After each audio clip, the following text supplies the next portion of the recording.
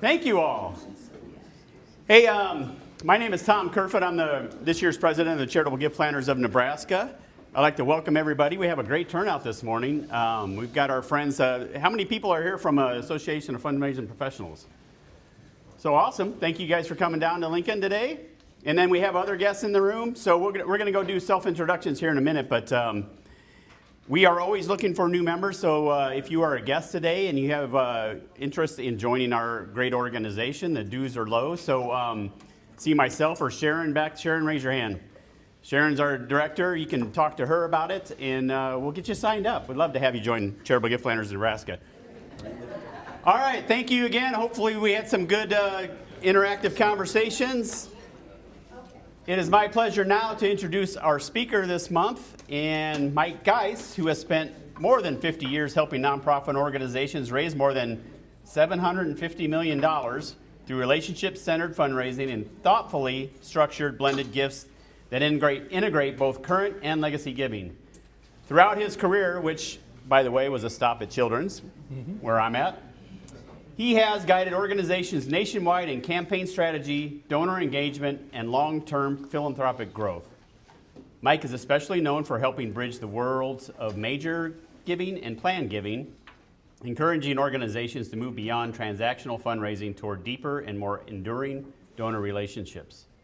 That philosophy is reflected in his Further Faster series, including 2 books focused on transformational fundraising and legacy giving.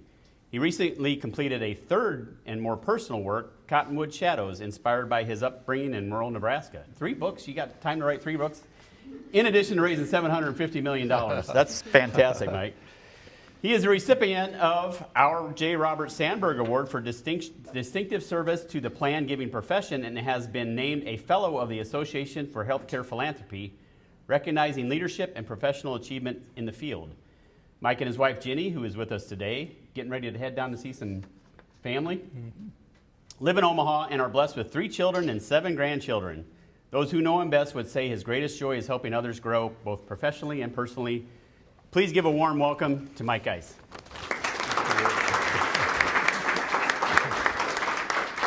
Thank you, Tom. Good morning. Can you hear me? Yeah. Wow, what a crowd. Man, as I pan the audience, so good to see some faces I haven't seen enough of and for far too long. Thanks for coming, everybody. I think about the combined audience and how brilliant that is to merge, because it fits into, I think, what I'm going to be talking about. But as I think about that, I want to first mention, I was trying to, in my mind, calculate the monetary impact that each of us individually and cumulatively are responsible for. What a burden, right? Daunting responsibility, for sure. I think going back to what I was thinking about, incalculable really in terms of the dollars raised. So different shops, I know that the topic talks about major and planned giving, but I guess I'd hope we'd forget about that. And what I hope to impart now is to present a way of doing things that cares little whether the giving intent is now or later, but transformative for the donor. So that's my goal. So Tom's allowed me to say a little bit about our company. He's already mentioned things. By the way, the $750 million, by no means did I do that alone. I have been surrounded all of my career, lucky for me, to be with just some phenomenal fundraisers. And sometimes I think of myself as the circus ringmaster, perhaps, and sometimes I think of myself as a symphony director. Can you relate to that? Gallup used to have us do those exercises, and they'd put all these pictures out in front of us on the table, and you had to pick one, and those were the 2 that I would pick. Also, was privileged to be able to fly. At one part of my career, logged about 500-600 hours. I'm not current. You wouldn't want to fly with me.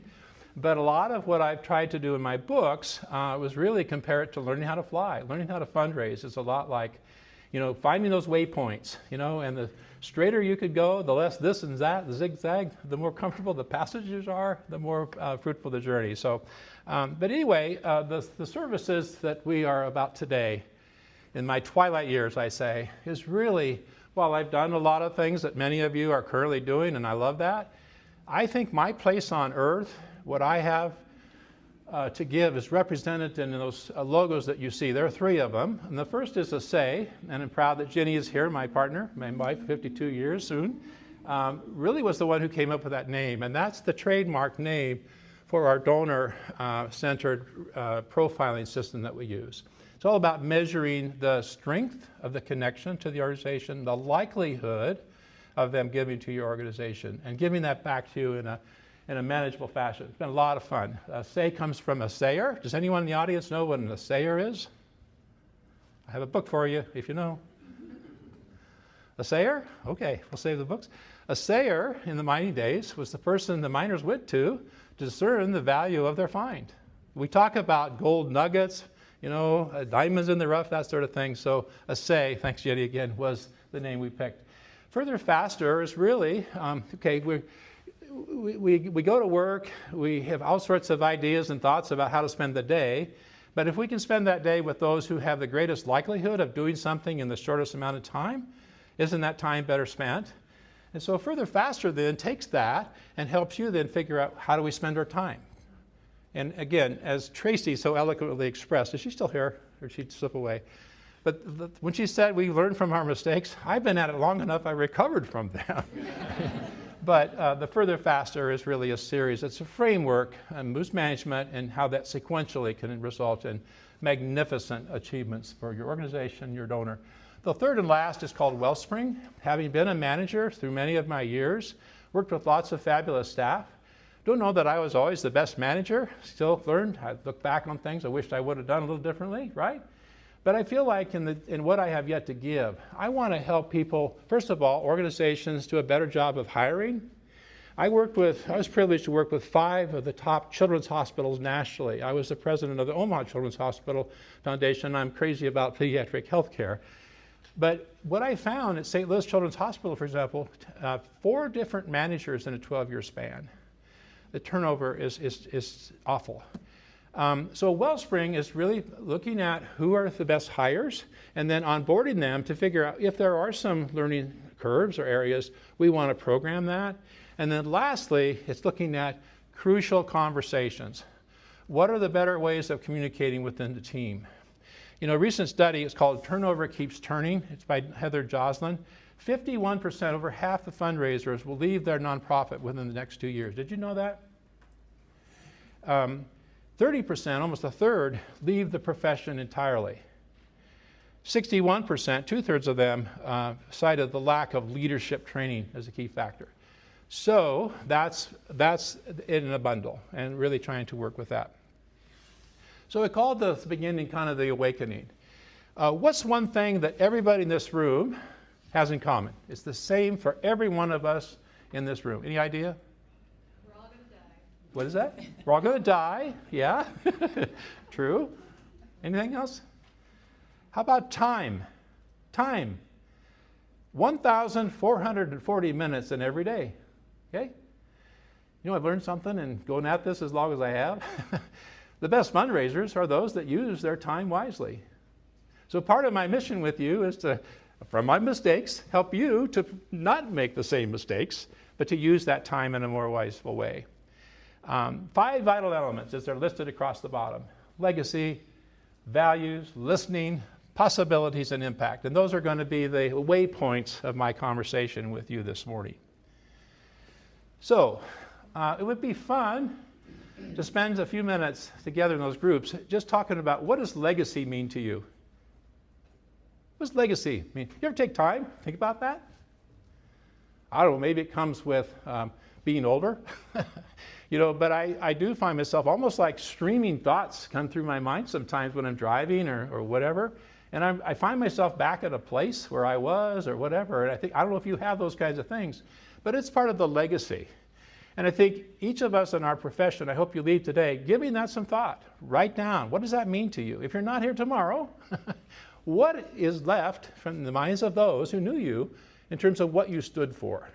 My friend Doug Olson and I had the opportunity through Thompson Associates to write letters to loved ones, and that's kind of that getting expression of that legacy. So when you prompt donors to reflect on what they stand for, whom they love, and the change they want to see in the world, you open a door to one of the most meaningful conversations of their lives. You know, when I was at Madonna, the priest there, Father Rebenek, I love that name, he had an interest in what I was doing, and one day we were walking down the hallway, and he says, Mike, you know, I think it was John Mott, I read this somewhere, he said, I think he said fundraisers stand next to the angels in heaven. Whoa, maybe there's hope. But so I thought that's always stayed with me. But then the other day he said to me, you know, I watch you, Geis, and you kind of wander around, you flitter around here and there, you're chasing this and that. He said, you remind me of that butterfly catcher with the net. You know, you're winging that net around, you know, with no avail. And then all of a sudden you sit on the bench and the butterfly lands on your shoulder.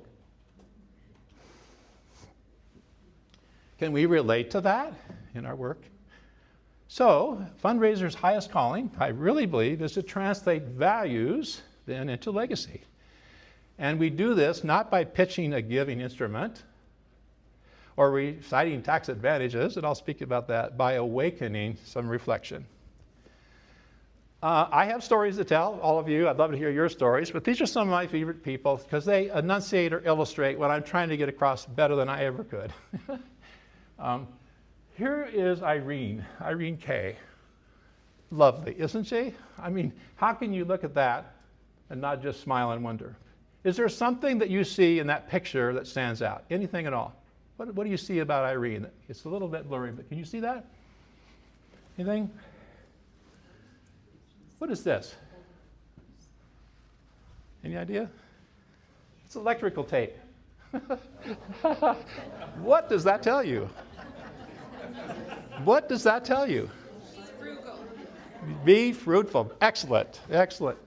Irene had no idea of her wealth. Caterpillar operator, truck transporter, farmer. You know, I mean, unbelievable. Had no idea of her worth. But life is tough, you know. And in the midst of all this, her second husband was now dying in the nearby hospital. Her two daughters, living in the same community of 2,400 people, hadn't talked to her in 10 years, nor had the granddaughters. Never know it from her smile, right? So I'm privileged to sit with Irene, and I got to open up. I got to crack this nut, because I can see there's something that she could benefit from. So we talked about legacy. What does it mean to you, Irene? I never thought about that. I don't have one. Oh, okay. What else would you like to accomplish in life? She had some ideas. Mostly she started talking about cutting the weeds in the roadside ditch, but I said, well, let's go beyond that. Well, what problems would you like to solve? What are your dreams for your family? Oh my, that's a sticky wicket, right? Where, when, and how do you want to have an impact? And how do you wish to be remembered? See, Irene grew up in the Depression, World War II, and so consequently, when I asked her about the red purse there, she said, that's my favorite catch purse. Is that what you call those? I don't know. Who am I to try to guess? But anyway, I said, well, what's with the electric tape, Irene? She says, well, it's my favorite one. So we left it at that. But haven't we been in the presence of some who radiate similar kinds of things? A physician in Kansas City, I remember, no longer used his microwave. He used that to store soap bars, you know, and had all the bags that came with Meals on Wheels stored on his counter because he just might need them. Can you relate to that? So anyway, as we talked about this, we were able to work with her through a way that she could do something now, but more importantly, she could figure out what was right with regard to her daughters. And she was comfortable with that. But then there was more that she could do. And she never had presented to her the idea of, wow, what I could do for the hospital that's caring for my husband. And she sat up straighter, and it wasn't me, it's the process, and I think it was the discussion about her legacy and how she wanted to see the world or how others might see that of her. So having a background in ed psych, that's been in counseling, you know, I guess I kind of come from that behavioral side of equation of things. So to us, I think it's a matter of discerning the head and the heart issues. Do you know what I'm talking about? Okay. You know, I remember I was in a living room one time, and the gentleman was at the table with me, and I'm at the table. We're doing chit-chat. The wife is over making coffee, and I said something to Earl. I said, hey, Earl, got your estate plan together? And he goes, mm-hmm. And she's over there behind him going, have you seen it? Okay. So the values in that case, he's the alpha figure. I'm going to take care of my wife. I'm going to take care of my family. It's none of your business, right? Kind of a thing. Doesn't mean he doesn't care. Never thought about the fact that she knows nothing about that. Okay. So values versus valuables. It's also, I think, important for us to think about, really our craft is less about engineering and it's more about accompaniment. So ask, if you were gone tomorrow, where would your money go? Would you be uncomfortable asking that? Practice it. Practice it. They'll look at you like, is that your business? I care. Okay, and pursue that. If you could direct in a manner you'd like, what would that look like? Where would you want things to go? Okay? Give some discussion in that regard. So values is, what is our role? It's invitation. Every major gift involves planning, doesn't it? Realizing a dream in motion. Okay? That's our job. Curiosity. I've learned transformational gifts spring from the same impulse, a desire to have an influence that outlives the donor. Okay? Discernment. Love that word. The distinction lies in the generosity itself, not in the generosity itself, but when the impact is realized. If someone's thinking about what it could look like, but they aren't about the process of starting it until they're gone, would it make sense to bring them into a conversation about beginning to taste, smell, hear, see what that could look like now? So like if it were clay, they could mold and melt that into something that is really something that gives them great joy. Accompaniment is to synchronize those. Synchronize those things that they're expressing to you. Questions so far? Any thoughts? So, as Tracy alluded to earlier, learning from mistakes, I guess, here's one. This wasn't a mistake. This was the right decision, but it was made at a time in my life and my career when I lost my job. Okay, I had been in an organization for 23 years. Went there when I was in college, but worked my way to the president role in the foundation. This was an organization that was expanding at great speed, miraculously, actually exceeding its ability to fulfill its promises. So I moved from an operations chief operating officer to a fundraiser. And that's like going from the hotline crisis line to the Maytag repairman. It's like, what did I do here? But one of the things that the organization did was to invite members from across the country to create a national board. And the chairman of that board was second in position in an entire Lutheran church in America. Smart man, and my mentor. And boy, was I lucky to be working with him. Well, at that time, he said, if we're serious about this, what we're going to do is three things, Mike. We're going to stop. Let me see here. Oh, back here. We're going to stop. Let's see here. Go ahead. Here we are. We're going to stop spending our current dollars that come into our organization in the form of bequests and estates. We're going to fire the money manager. That's our CEO's best friend, but he's not doing the job, okay? And we're going to make planned giving one of the platforms of our organization because we weren't allowed to talk about that, right? Can you relate to this? Because you couldn't spend it. Cash is king, isn't it? That'll never change. But we still can have conversations inviting considerations on a more longitudinal way. 1995, been there 23 years, I hitched my wagon to this chairman and we went forward, and within a year of that, I don't know, sometime in there, I found myself on the outside looking in. At that time, the endowment was less than $1 million. I just checked the 990 as I was getting ready for the speech. It's now over 70 million. Was he right? Would I do the same thing again? I don't know. Jenny and I had some tough times. I'm going to summer baseball games and I'm unemployed. But yet, lucky for me, I could survive, live on, and see that the very things I was instituting, which I'm sharing with you today, proved for me to be the best thing that I ever did. No looking back. So we go back a little bit. Strategy and mindset, attentiveness, be attentive, be alive, be involved. Ask yourself, am I truly present? Am I ready for this? Am I appropriately and genuinely curious about what is going on? Have I done some research ahead of time to know something about the person I'm going to see? Am I skillful in discerning the relationships? What are those sticky wickets? Life is messy. What are the bumps in the road with regard to family? Where are the landmines, is what I like to say. So this is different, a way of coming at things. I get accused of that sometimes, but what's that? Yeah, it just came unplugged. Well, okay. See why it's important to have Jenny along?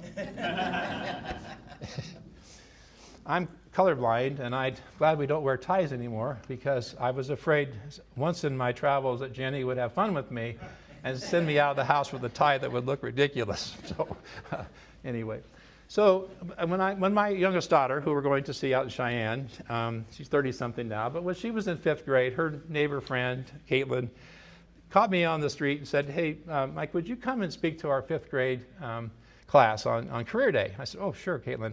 Of course, Amy is dreading this. Okay, so I show up at the 5th grade classroom. Imagine we're here in that room, and I'm thinking about, what am I going to say? You know what he said? He said, boys and girls. I said, when I get up in the morning, after I've had my breakfast and get my clothes on and I head out the door, I said, I open that door and I go on a high-stakes treasure hunt. The whole room went, ooh. Amy's under her desk at that point. I think today, what I would have on my name tag is change agent. Change agent. How much time is it put upon us to get the culture right? To get the leadership to understand the importance of our work and the necessity of their involvement? It's an enterprise effort, isn't it? Well, who's going to make that happen? Who's going to bring that through? You. But that isn't on your job description, is it? So not only do you have to be the one to make that change, but you have to barter and convince the leadership that you need time and allowance to do that, and you need them, in the car with you on that kind of thing. Make sense? So ask yourself, where am I with that?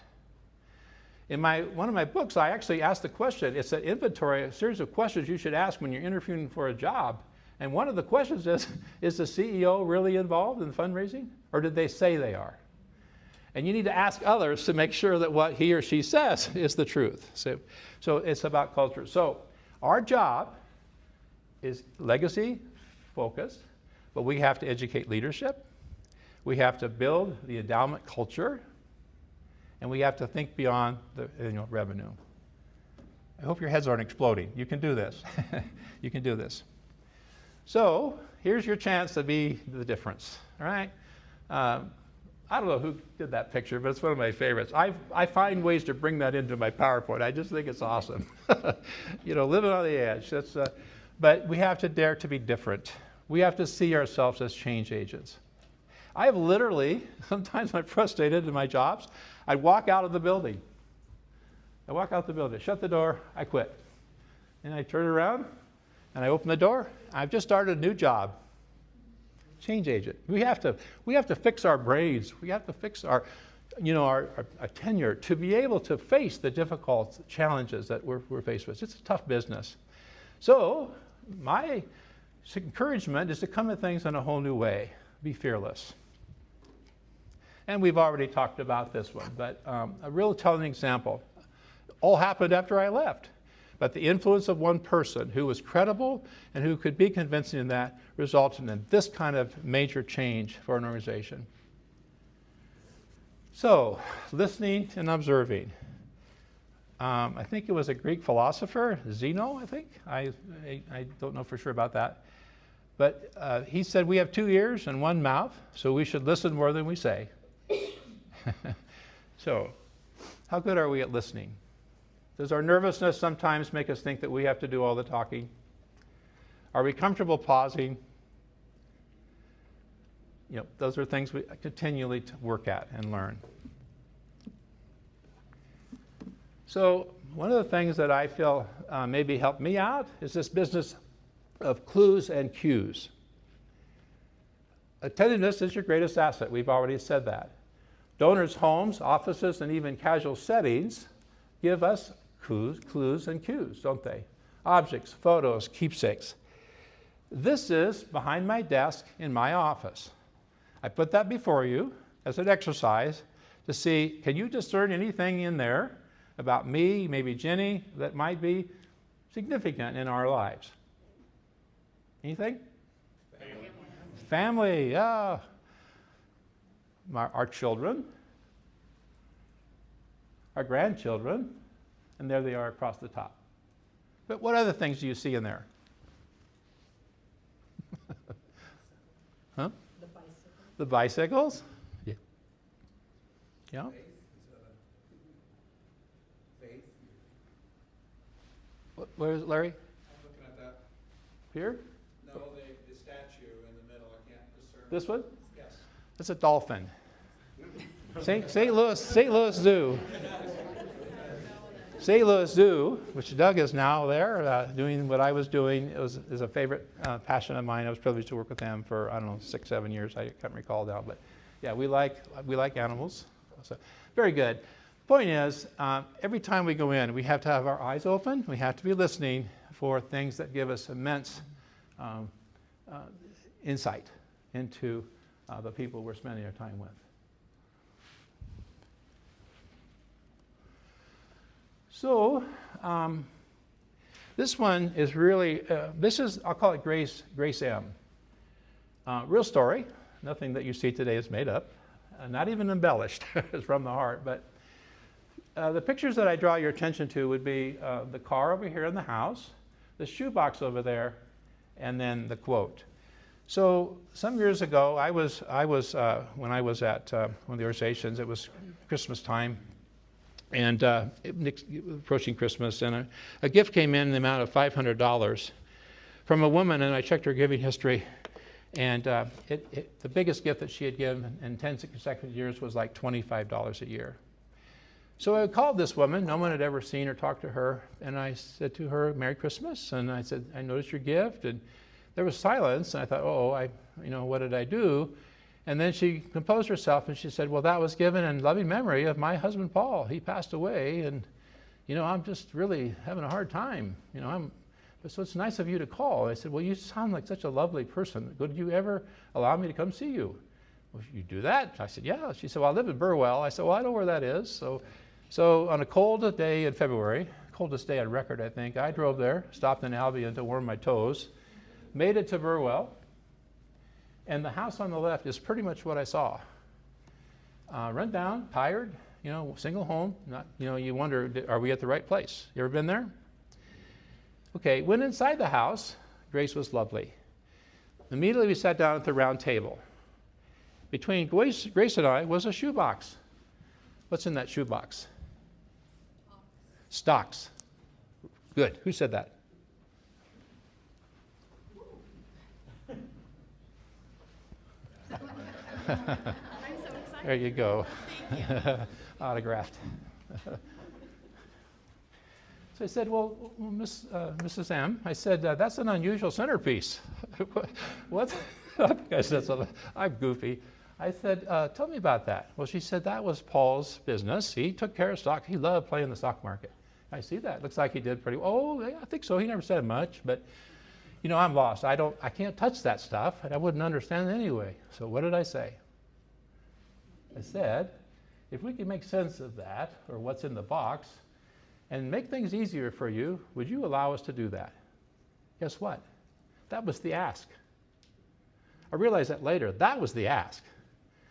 And she said, "You would do that."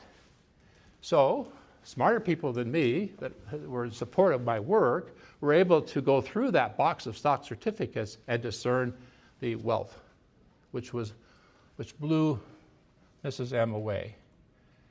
Then began the process of, she had no family, no will, no plan. So I said, if we could put this into some sort of fashion where you would start to get income, quarterly, monthly basis or whatever, you could do that? She always. I think so. So it took some time, but we got it done. Grace was over the moon. So a few months later, I get a call from an attorney. I think, I did something wrong. What did I do? Ever been there? The attorney said, Mrs. M has instructed me to call you to say that she insists that you be on the receiving end of over $40,000 of her Franklin Fund investments. And there's more. Your dear wife, Jenny, is Geis wants to put her on, as a POD, on some certificates of deposit of things. He couldn't even finish the sentence. I said, no, you cannot do that. I will be fired. Cannot do that.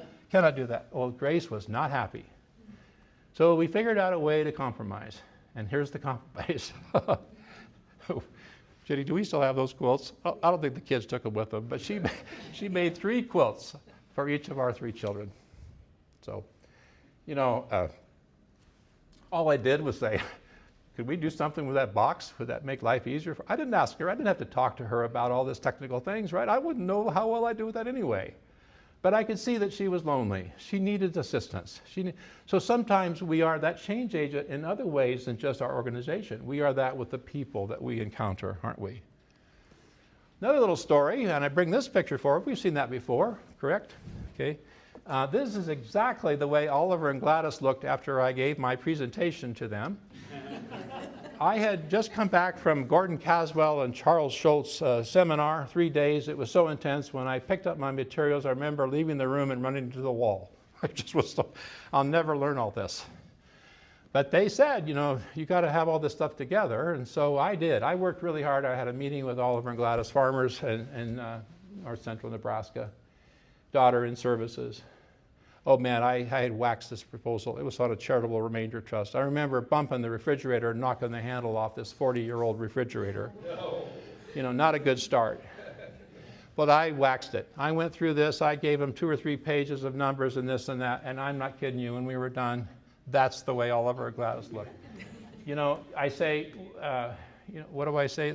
It's like our fork, one forkful at a time, rather than trying to serve it all. I think the fork represents his desire to get me out of the house. But so my point is, we don't have to be the technocrats.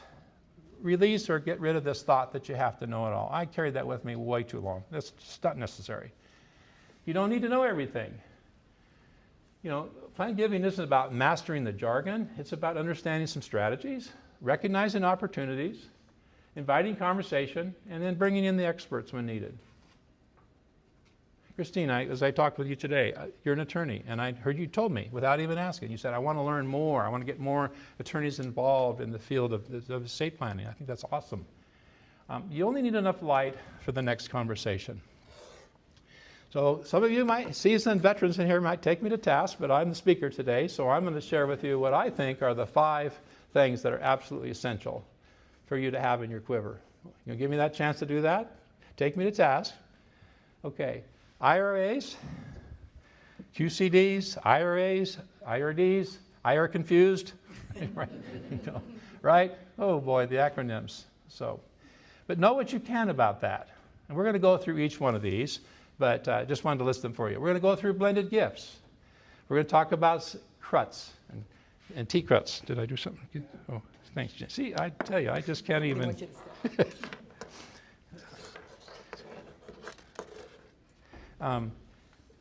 T-CRUTs, retained life estate, and endowment. You ready? IRAs, QCDs. IRAs, would you agree, the single most accessible plan giving conversation in America? Yes to nod? How much do we know about that?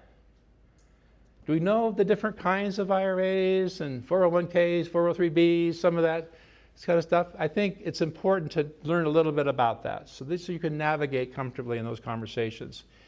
Charlie Schultz, heard that name before? What's he associated with? Crescendo. What did he say? And I've heard him say it several times. 90% of 90-year-olds have 90% of their IRAs when they die. Is there opportunity there? Yeah.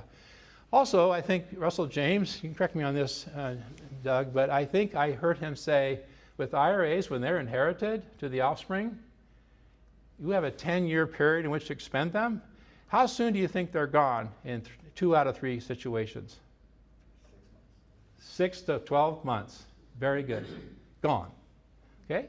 So they're paying taxes on that too. So blended gifts. Here we're talking about philanthropy's most powerful harmony. Today's generosity and tomorrow's legacy playing in concert. The dual approach. Right, the obvious, right now, maybe over a period of years, and then deferred.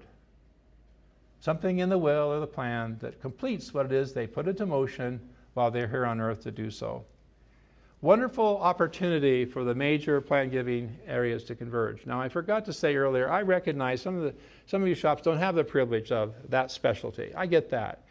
And that's why I'm saying you don't necessarily need that. I'm not minimizing the importance of those things. I'm just saying it doesn't necessarily mean you have to have this or that to be able to still have these transformative conversations. The plan giving officer obviously is the one to give some structure. Simple example, it's in my book, but if we started out with say someone was in the position to use our QCDs. It's amazing to me how many seniors do not understand that. Doug, do you find that? Yes. Smart, successful people, but their advisors, I guess, just haven't made sense of that to them. Don't mind telling you that Jenny and I are at a point where we can look at that. I didn't know, for example, that we could, have our IRA administrator direct some certain amounts to charities we name, but additional amount could be put into a checking account that Jenny then, as she looks at the charities that she might be interested, is able to, I have to write the check because it's my IRA, but nonetheless, I can do that together with her. I didn't know you could do that, so I'm still learning. But in this case, the plan is that they would make $25,000 maybe in subsequent years, right? And then whatever balance it is that they were hoping to achieve at the end is made up through some sort of stopgap or backstop provision in the will. Pretty simple, right? But again, it gets back to inviting them, if they could find a way to get started with what it is they envision, wouldn't that be fun? And it's just liberating for people if you can invite that kind of consideration. Timing of the gift, just a different way of showing, the blend of the immediate gifts and then the enduring gifts that are accomplished through, as I say, bequests, trusts, charitable gift annuities. It's a matter of combining the two together for the greatest results. So trust is built when we show us as partners, not persuaders, helping donors discover possibilities they might never have imagined. Heard that so many times. I never could have imagined. I wouldn't have believed that I could do this. So a little busier here, but at this progression, if you start at the bottom, it's looking at where do we find these individuals? They're in our organization, every one of them. What are some indicators that might lead you to somebody who could have that blended conversation with you? Have they made regular or frequent gifts over time, regardless of amount? Have they expressed a belief in your mission? Do they beam with pride when talking about your organization? Have you heard them talking to others about that? Have they had a positive interaction or life-changing event with your nonprofit? And finally, are they strategic about their giving? And so if someone is in any one of those little box, I say that there's food for thought. There's possibilities there that something could go from that. CRTs, TCRETs. So Geis, as I spoke to you earlier, created a charitable remainder unit trust. I don't know if Isaac or Oliver and Gladys ever did that, but again, with CRETs, I needed to know, okay, what are the benefits of that? Basically it's a charitable deduction, right? That they could carry forward for 6 years. Ordinary income, it's just taxable at 5% minimum is what they're provided. And they bypass the capital gains. So in this discovery, you're looking for people that have indicated to you or you're aware that they have significant appreciated wealth. We understand what that is, what they paid for it, what it's worth today. There's a large rise in that. What's an example of that? If you're from Omaha, what do we hear about a lot? Berkshire A, yeah. That feeds right into the example I'm going to give you. Many, many years ago, before FCEP came about, I had a system for identifying what I felt were the better prospects. And the gentleman that I'm going to talk about was number 2 on the list, and he's a farmer in Clarinda, Iowa, never been visited. But I knew he was a relative of someone who was a principal at one of Warren Buffett's first hires. And I knew that he had some stock. So I said to him, oh, by the way, when I drove into his lane, he said to me, I talked to him on a cell phone, he said, now be sure you shut the gate because I don't want the cows to get out. So we drove up, I sat in his living room. And I said, would it be okay if I just talk with you about conversations that I'm having with other people? Yeah, go ahead. Didn't seem to be too excited about it. I just happened to talk about charitable remainder trust. A few minutes to think about that, he said, tell you what. He said, why don't you go back to the office and why don't you do up one of those proposals? And he said, I want enough income the first year to buy a new Mercedes. He honestly said that. Berkshire A, half the value it is today. That's all I did. I just said, could I tell you about the conversations that I'm having about other people? And I was lucky to bring up something, but I knew that he had Berkshire and it pays no dividends, right? And it's significant capital gains. There's a lot of opportunity out there. So the next story then involves some of my work in one of the children's hospitals. This one I like to spend some time with. Very special situation to me. You see the couple on the left, and then you see the bird couple on the right. What that's trying to denote, Fred was kind of the mouthpiece of the family. Sandy, it might be all right if you speak, but kind of if you only have my permission. You understand that dynamic? Lovely couple. Fred's 50 years, chief medical officer for Children's Hospital. So I was introduced to him, but before I said, tell me about him. Well, somebody said, you'll be lucky to get 5 minutes with him. So here, the moment appears, he's at the door. I meet them. Fred's not going to sit down. He stands at the doorway. He says, what's this about? I said, doctor, I've done my homework. And I'm trying to imagine the impact that you have had on this organization over 50 years. I said, what I'd like to do is to do something that will allow you and Sandy to see what you spent a lifetime doing, continue long after you're here. What did Sandy say? Sit down, Fred. She did. Sit down, Fred. And my goodness, charitable remainder trust again. Significant IRAs, appreciated property, lake house, some of those kinds of things.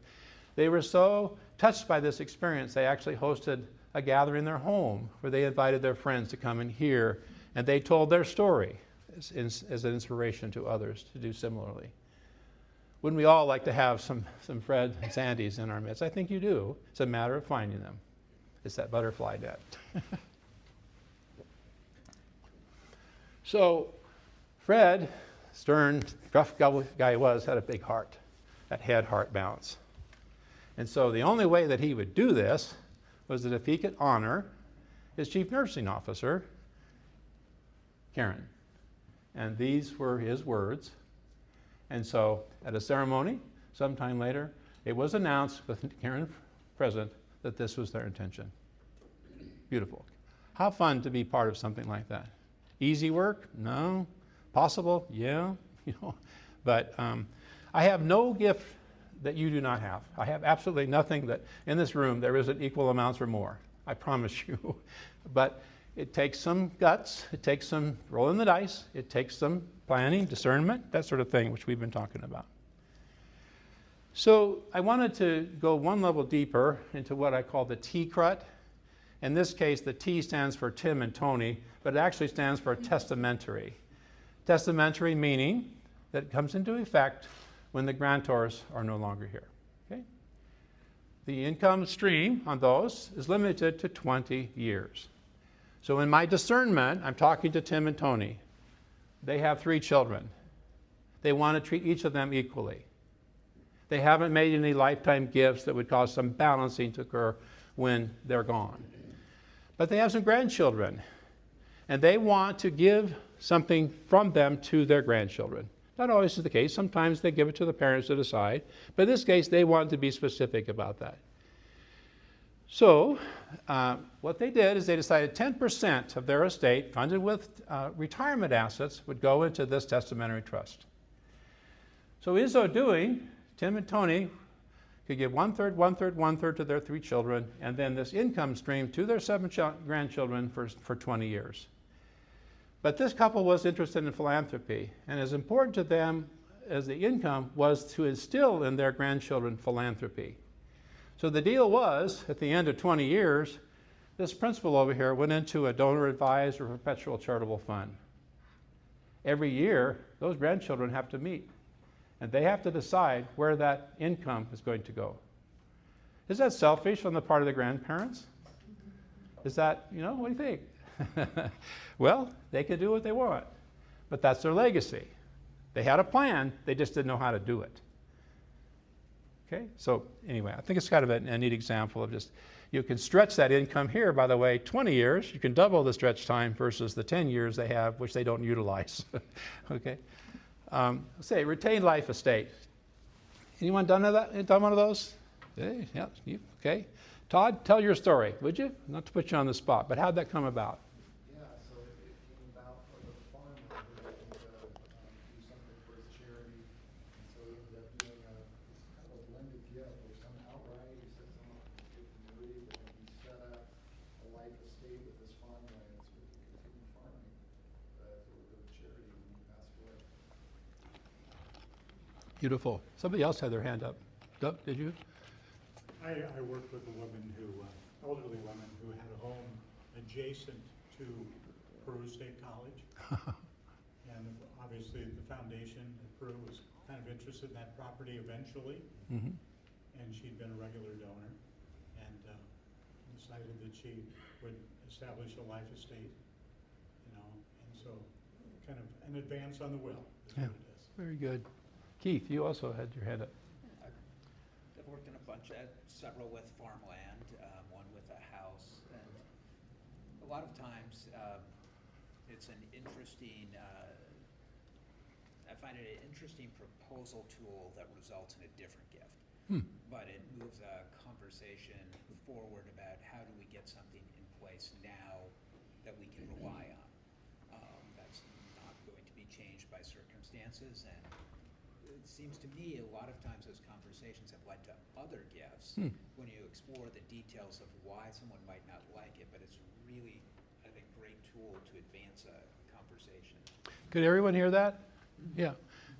Love it. Don't we? That's okay, right? If it doesn't happen to be what we propose, but it leads to something else. It's a good day. It's a good day, right?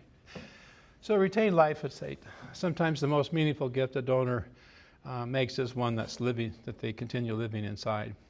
So it's already been sort of mentioned, but it's ideal if someone is less enthused about managing a second property. Maybe it's a vacation home. Maybe there's been a death of a spouse. And I worked with a lot of people, Doug has too, up in Minnesota. A lot of them have lake homes, and then when one of the spouses is gone, it's just not the same emotionally. So there's at least a willingness to kind of look at that as a possible gift option. It involves transferring at least partial interest in a personal residence. It could be a vacation home, a farm, to charity. You're doing that now. They're actually signing the deed, indicating the ownership to the named charity, but they retain the right to live on that property. They pay the taxes, they maintain the property, they take the income and that kind of thing from that property as long as they live. So again, living long enough. Victor, you might recognize this couple. I don't know. I think you might have been involved. This was out of Madonna, but a couple from a little town not far out of near Seward, no children, but they lived on 160 acres of farmland, and they had no children, no family, and they were concerned about what to do with their farm. They wanted to do something of a legacy sort. The local community foundation wasn't equipped to receive that land. So that was kind of a dead end for them. However, the organization knew of this couple because this couple's tenant's daughter, as a teenager driving to school, put her car in the ditch, had a traumatic brain injury, and received care at a rehabilitation hospital. And this couple was forever moved by that. So they said something to the charity about this farm. And so I got called, went to speak with them, actually met with them on their farm, saw this gentleman's car collection, spent some time, and the idea of retained life estate popped into my head. Proposed that to them, they were all in, connected them with an attorney in Lincoln, connected them with someone to do a qualified appraisal. Again, it helps us, it behooves us to have contacts with people we trust in those professions. They did a wonderful job. We had a specimen agreement. we could offer to the attorney. Not that he or she couldn't do it, but we always liked it because we were a little more certain that the contents will align with what we believe is important for all parties. And they did it. Well, at that time, this is some years ago, the farmland was worth 1.3. Well, I guarantee you, at the time this went to the organization, it was worth a lot more than that. But what the organization was willing to do was to name a wing of a hospital here in Omaha, actually, the Fred and Betty Miller Research Institute. Can you imagine the joy on this couple's face? They can't even count the lives they've impacted. Isn't it fun to be part of something like that, to be able to open up, to unleash such amazing impact, and all just because I knew just enough to be dangerous about a retained life estate, honestly. Endowment, the fifth of the five that I said I believe we should be comfortable with. I think of endowment as a wellspring of ongoing support. That's what I call it. It's permanence. Don't our organizations need that? Don't we know when we lose somebody that's giving us $5,000 a year, how hard it is to find that again? Oh, if we could keep that coming, wouldn't that be better? Okay, so here's the thing. Statistics I read, we live in a very giving culture, a very giving country. 85%, so I was told by this study, are giving to some charities currently. Okay? The sad tragedy is less than 10%, only 6%, have something in their will, some provision to sustain that when they're gone. Do you know that? That's what I'm saying. If we could find a way for them to keep that coming when they're no longer able to make it, wouldn't that be time well spent? And that's what this is about. So I call it endow your gift, still donating. So one more story, my last one, but this is about Glenn and Ariel. This couple, where I was at, I never met them, no one had seen them, were giving a little over $200 every year, and the giving history went longer than they had giving records. I mean, it was faithful. So again, looked at that, said, I'm going to get to know this couple. Drove a couple hours to get there. They invited me in. So I asked them, what is the story? What is prompting? There's nothing to go on. Your gifts come every year. It's amazing. Look at I took the giving history with me, by the way. They were blown away. By the way, if you aren't doing that, do that. You will not believe the reaction that comes from that. Nobody's ever bothered to tell them the cumulative impact of what they've done for that organization. All you got to do is just bring the history, giving history. So I said, well, what's going on here? And here's the story. Their daughter was a cheerleader, football, University of Nebraska. Saw him many years ago, but a tragic accident coming back from Kansas, I believe it was, they told me. She had an auto accident and she perished. And so the workers, the co-workers of Glenn's decided to pass the hat. And they came up with $200 or something like that. The dollar amount doesn't matter. But they gave that in memory of the Glenn and Ariel's daughter. Well, Glenn and Ariel decided they wanted to do that every year on the anniversary of Marilyn's death. Whoa, it took a little time, sipped a little coffee. And so what I said is, well, if you, I don't know if you thought about it, but gosh, would it appeal to you to be able to continue that when you aren't able to? What? Well, it's an endowment. You could give a principal amount at 5%. We put it to a segregated fund with your name on it, Marilyn's name on it, however you want to do it. And every year on that date, that gift will come. They said, we could do that? I said, I think we could do that. Let me try. Would you allow me that? That was the ask. Remember, that's the ask. Everything else will follow, whatever amount. It's the ask. It's getting permission. That's a reason to come back and see them again, right? Isn't that what we're after? So they did it. So now I present to you the single most often used tool in Mike Weber, this cheat sheet. It's real simple, but I can't do the math when I'm in conversation. Basically, it's saying if a $2,000 fund at 5% would yield, what is it over there, $100. Okay, you could do the math. Basically, you take the gift that they're giving, multiply it times 20, and that'll give you the principal amount. Is anyone doing that actively now? Okay, Doug, anybody else? Keith? I assure you, you'll have a good year. If you allocate or bifurcate some of your time just looking at your giving records and look at those consistent givers, seek permission to go and affirm and thank them, use something similar to what I described to you in your own words, and I assure you, you will have a successful visit. Jenny's mother, biggest contributor at a little Lutheran church in Utica, lived to be 99 years, 9 months. Was she a lieutenant in the Army, World War II? She was an Army, only woman in the Legion post in Utica. And she's only about this tall. I remember we visited the World War II monument in Washington, D.C., and there was a souvenir shop, and she went over and bought one of those veterans hats. Well, she put it on kind of sideways, and she's walking. A gentleman approaches her and said, excuse me, ma'am, but those hats those aren't souvenirs. Those are for veterans. And she got 6 foot tall all of a sudden. So, I am a veteran. But I bring her up because nobody talked to her about doing something before she died that would keep that gift coming to that church. That church is suffering now. I know they are. And the family, Jenny, would you have missed it? I don't think so. No.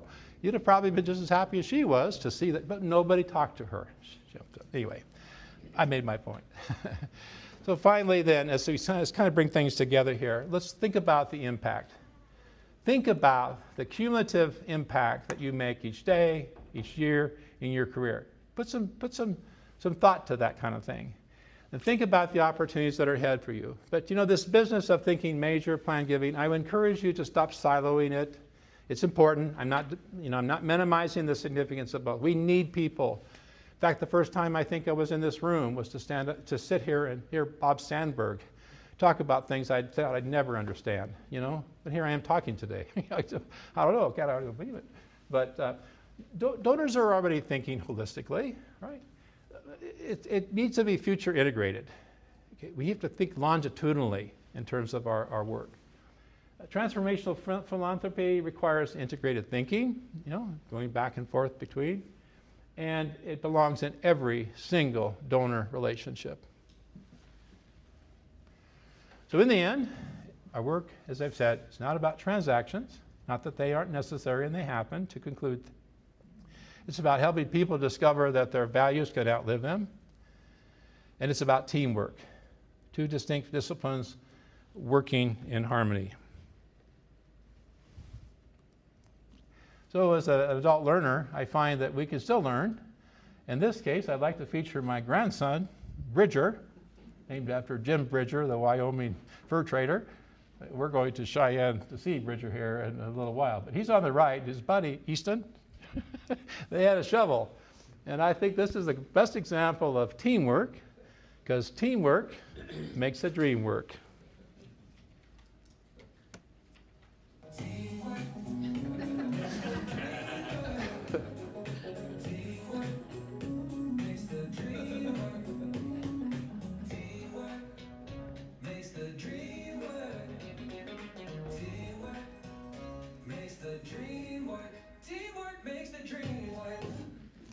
And there you have it.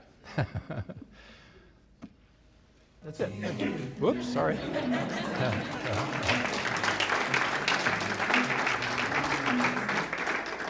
Jenny, how do I do this? Well, questions, comments, reactions? Where's Emily? I have some books here. Maybe I have one more slide here. Let me just close with this. Books. I'm not here to sell. I don't think that we're permitted to do that. I wouldn't do that anyway, but I wouldn't mind having you know about it. In my early years of my career, I struggled. I didn't have anybody really help me figure out how to do this. And I relied on textbooks, but guess what? Textbooks didn't offer stories like I hope that you benefit from today. And so I struggled. And so I thought, well, in my twilight years, if I could do anything for the profession, I want to help those earlier in the field learn quicker than I did without the consequences that I endured from time to time. So my books, there's two of them. The one in the middle, that's Further Faster, is a framework for moves management. So there's forms in there, different things that I've used that help me, that really kind of improve my craft, if you may.